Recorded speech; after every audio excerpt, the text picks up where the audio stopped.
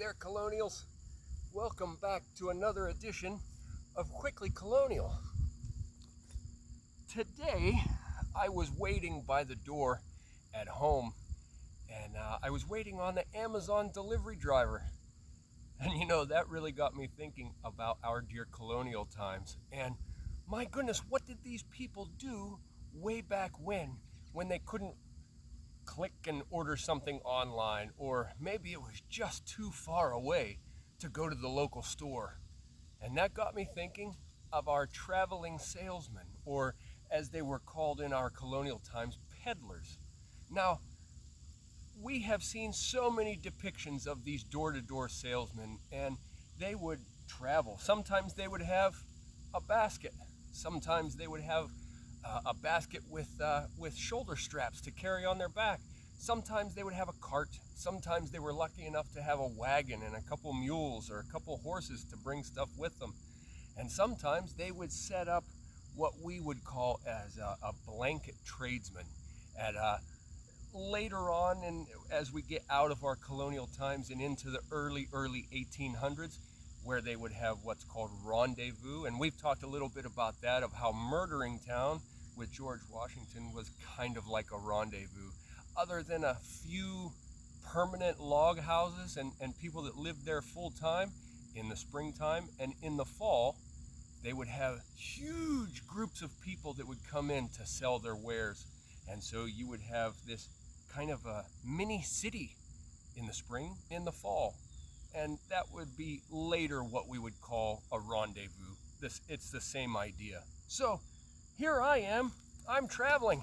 I'm going door to door, and as you can see, sometimes those travels take you on some unsavory roads or even into the backwoods. And sometimes you have to set up right where you're at, because you'll see small groups of people or other travelers that are coming along the way as well.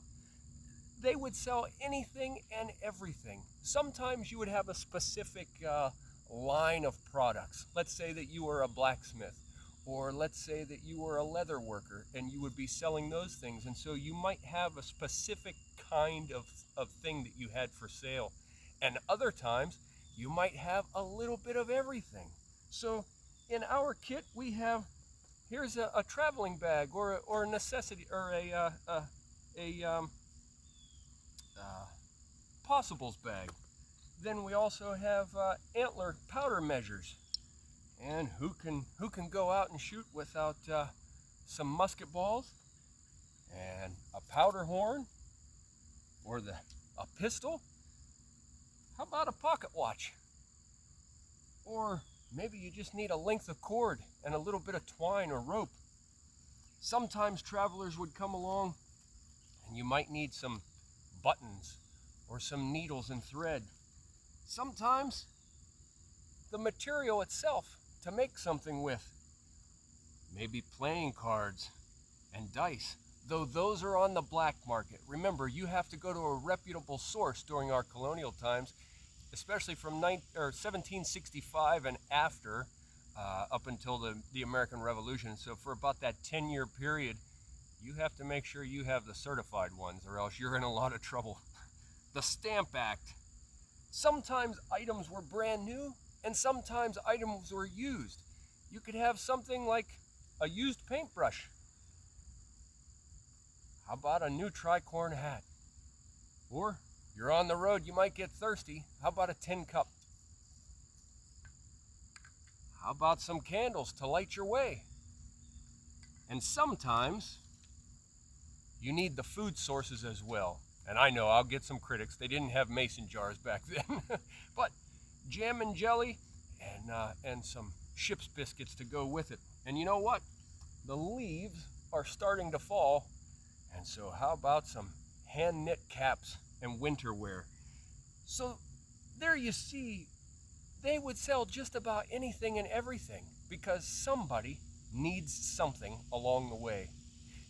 My own mother, she had me older in her life, and so a lot of my family members that I remember going to visit were elderly.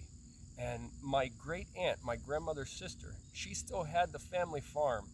And I remember they didn't get electricity or running water on that farm until the 1970s. And so when I was a little boy, I remember using the outhouse, and I remember going and doing those things.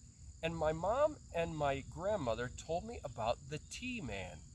Now, the tea man was a traveling salesman. He carried a large basket, and once a month he would stop by and he would make deliveries or take orders. And he had a little pad of paper that had all the items that he had for sale, and he would check you down for so many of this and so many of this, and then the next month he would come and make the delivery.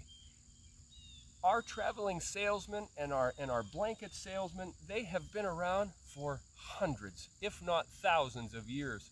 And so here is another concept, another idea. I remember back whenever I was growing up, they still had CODs, or cash on delivery. You could order something and then pay the person that was delivering it.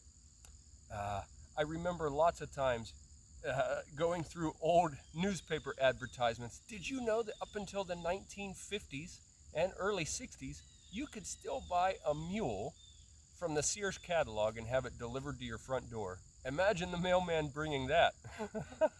So, my dear Colonials, there you have it. Another thing that connects us to the past. We still have those people that maybe it's not exactly the same.